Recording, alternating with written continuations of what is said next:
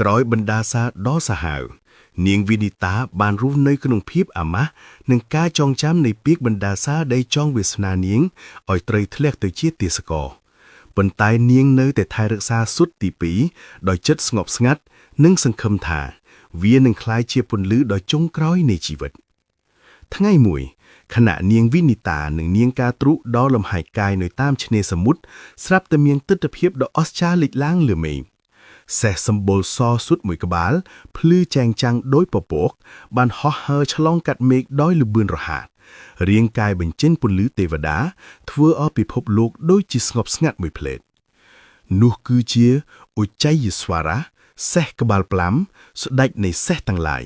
ដែលបានកើតចេញពីពិធីកូរទឹកដោះសមុទ្រសត្វទេវតាដែលសូម្បីតែទេវក្សត្រក៏គោរព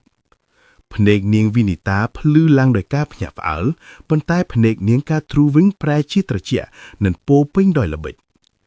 នាងការទ្រូបង្រួមភ្នែកមើលហើយនិយាយដោយសំឡេងទន់ដូចខ្យល់ប៉ុន្តែលះពឹសថា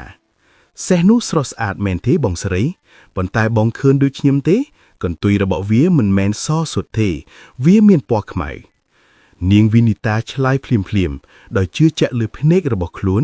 នាងប្រាប់ថាកន្ទុយសេះនោះសសុទ្ធដូចពពកមិនមានស្នាមខ្មៅសោះពេលនោះឯង